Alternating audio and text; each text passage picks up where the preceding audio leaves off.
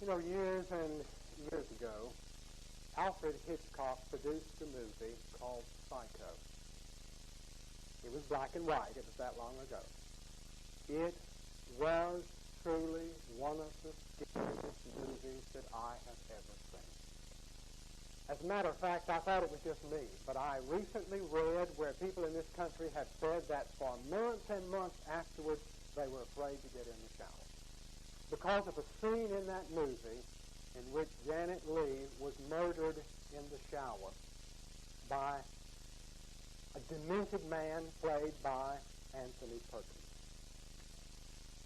I read only this week where a fellow said he remembered the first time he saw that movie.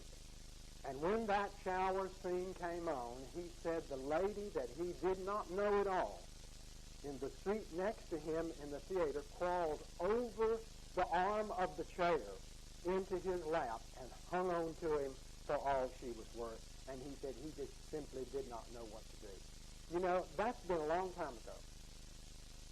But even today, if I am by myself in a hotel and I get in the shower, sometimes I admit that terrible shower scene flashes through my mind. We can deal with broken arms, and we can deal with people whose emotions get out of control and they get a little bit off track sometimes. But real demented personalities, we can't deal with. They frighten us.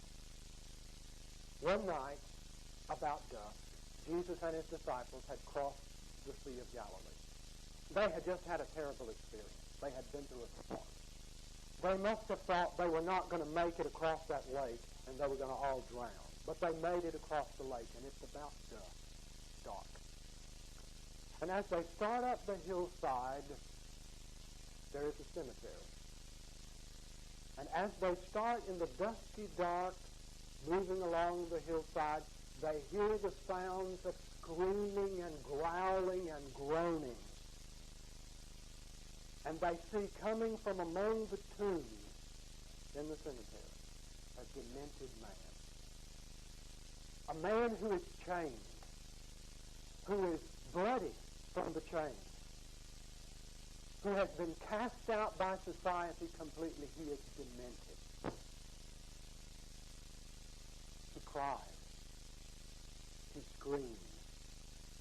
He moans. He says he is possessed by a legion of demons. You know, what would you do confronted with that thing? I know what I think I would have done. I'd have turned around and gone back down that hillside and got in that boat and got out of there. I think that's what I would have liked to have done. And I think that's what the disciples would like to have done. Years ago in Colorado, we stopped to eat. We were way overdue for eating. And so we stopped to eat, and as we pulled up in front of this restaurant, another car pulled up at the same time we did, and everybody started piling out of both cars. And suddenly, out of the front door of that restaurant, there flew a man who obviously owned the restaurant. He was going at full speed. He was screaming and waving his arms and shouting about where we had parked and that we weren't supposed to park there. There wasn't anybody else parked anywhere in front of that place.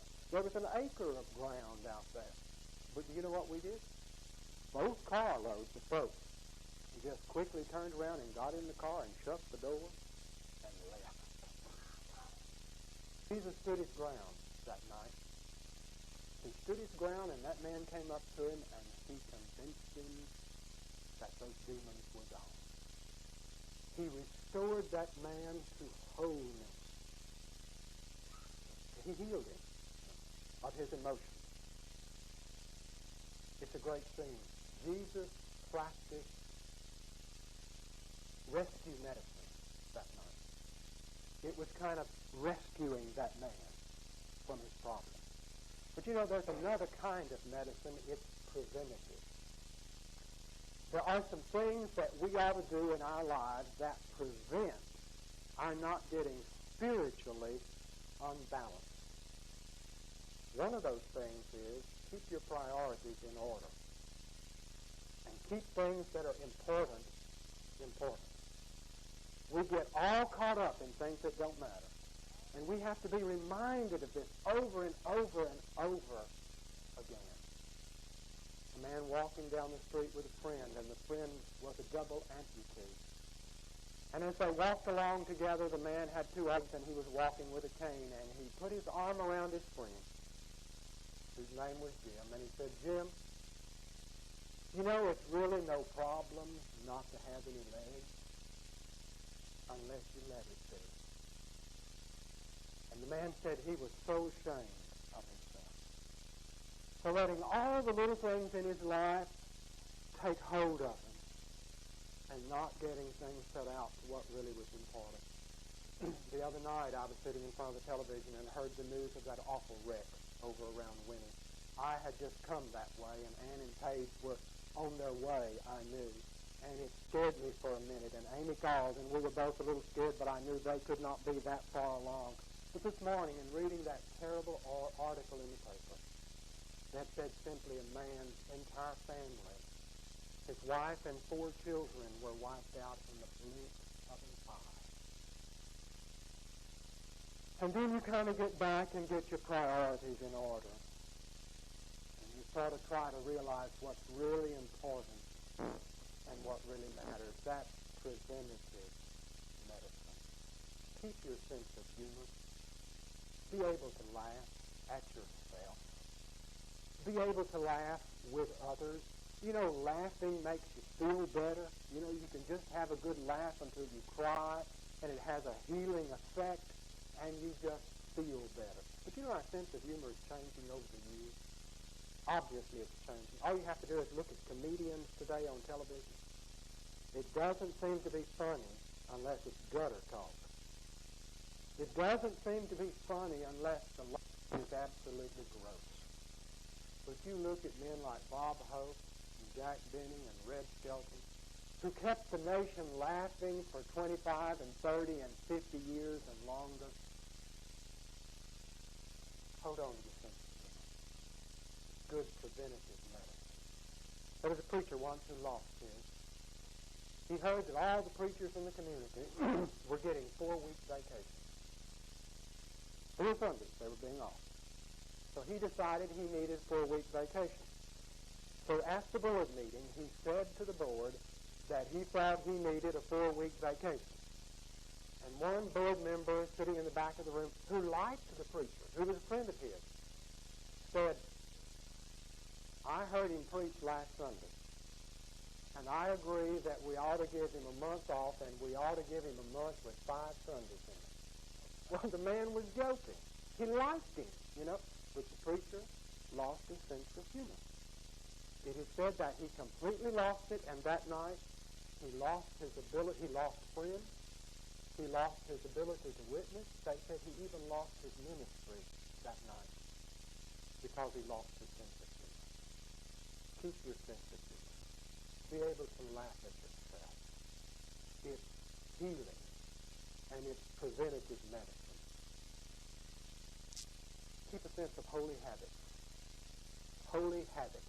That's a term used by the pastor of First Methodist Church in Houston. He has a book out called Holy Habits. Go to church is what he says. And go to church on Sundays when we serve and participate in community. Do something good for somebody. Read the Bible. Pray. Involve yourself in holy habits, things that are holy. You know, weddings are interesting things. You've had a few, you see all kinds of things, you know, and you get through yesterday, last night here. And I came in and went through the kitchen back there. Came in, said something to Miss Baz, and went back through the kitchen. And the father of the bride and the grandfather were standing in the kitchen, and I was standing there talking, and I saw something on the cabinet that, you know, you see things and things register with you and they don't register with you. You see but you don't see. Except I kept looking because I knew there was something I was seeing, but it wasn't registering. There was a punch bowl and the ladle, all kinds of stuff, and then the mind adjusted. through a whole big clump of liquor bottles. All sizes and shapes.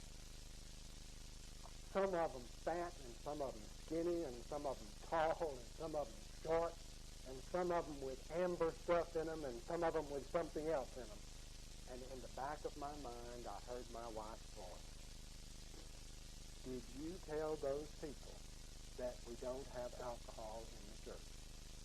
And I said, well, no. You don't have to tell people that. You know, I've had weddings 35 years. I've never had to tell anybody that, but there I was. And it was, whoops. What do you do now? Well, number one choice. I didn't have a choice. But to simply say, I did not tell you. I couldn't even say we. I am sorry I did not tell you. And you didn't ask. But there is no alcoholic beverages served in the church. And that man in absolute perfect innocence. And he was. Said, oh, we're not going to drink any alcohol in the church. That's why we're having it in that room back there across the hall. I thought, well, no, sir, not in the building. You know, we do not serve alcohol in the building. Okay. I thought I had made it. But there was a pickup truck in the parking lot. And they just picked up everything very politely, you know, and took it outside and set it up in the back of the pickup truck. But I tell you what, sometimes you realize folks don't have any notion of a few things that need to be kept holy. But at the same time, one must keep one's perspective and one must keep one's sense of humor no matter how stressed out you feel about the whole thing. Because when my eyes adjusted to all those bottles on that cabinet right in there, they also adjusted to a half-empty beer bottle that was sitting in there also. Now, if you think I didn't have a joke yesterday, if you think I wasn't stressed out when I got home yesterday, I was stressed out when I got home yesterday. But you've got to keep a sense and understand that some things have to be kept holy. And you have to, at the same time, it is so amazing that the side of the family that I knew better than that. Not because I knew them, but they just happened to know better. The other side of the family didn't know any better. You know that? They didn't have a sense of what is holy. There was no sense of that whatsoever. It just simply wasn't there. And I knew that when that man looked at me in absolute innocence and said, and I wondered why they weren't having a reception in here, because I had said, you know, those doors let down. It was absolute honesty which he said, oh, we're not going to go in the church and have this.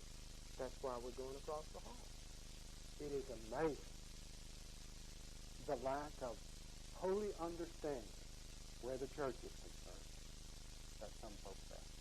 There was a little boy in a wedding once who came down the aisle throwing the pillow up in the air that had the ring on it. And when he got to the front, he was not at all moved about wedding. He turned around and waved at his grandma and grandpa, and then he just stretched out on the kneeling rail for a while. Just stretched out until they got to the part of the service where it was the Lord's Prayer. And he straightened up, got himself in the right way of sitting, bowed his head, and with a booming voice, louder than anybody else in the church, prayed every word of the Lord's Prayer. Plugged him in, and he'll make it all right someday. He's on the right track. We got to the rings yesterday. The ring, you know, was on the pillar. And they just tied it with a nice little bow. But when they pulled the bow, it knotted on the ring. And they couldn't get the ring out of the pillar. Wouldn't come out. So the bride's daddy is sitting, his great big man, got up and came down here and tried to break the ribbon.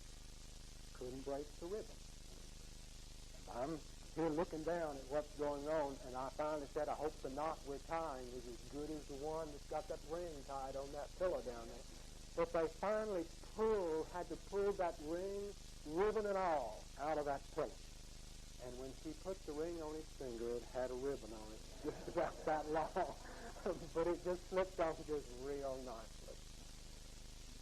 Keep a sense of humor, and keep a sense of what is holy also.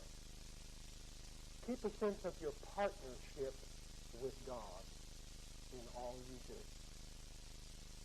At a college, there was a panel discussing vocation and what caused you, in relation to your faith, to go into the vocation that you're going into. And the panel was seated, and they were asked to introduce themselves. And the woman said she was an attorney, and her name was such and so, and another one owned a computer company, and this was his name. Somebody was a real estate agent and got to a Methodist preacher, and he said he was a minister, and the man next to him was a doctor. And when it got to him, he said, we're here to talk about vocation. Vocation means calling. He said, my calling is to be a Christian. One of the ways I do that is by practicing that. And the preacher next to him said, in his own mind, next time I get sick, I'm going to hunt that doctor. Keep the sense of your partnership with God. There's a hymn in the hymn book that we have known for years. It's got some great words to it. Breathe on me, breath of God. Fill me with life anew, that I may love what thou dost love and do what thou wouldst do. Breathe on me, breath of God, until my heart is pure, until with thee I will one will to do and to endure. Breathe on me, breath of God, till I am wholly thine, till all this earthly part of me glows with thy fire divine.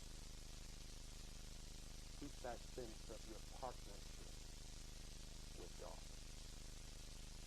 Our Father, we thank you that you have blessed us, that you are with us. Help us to practice in our lives those things that prevent us from getting spiritually out of balance. Amen.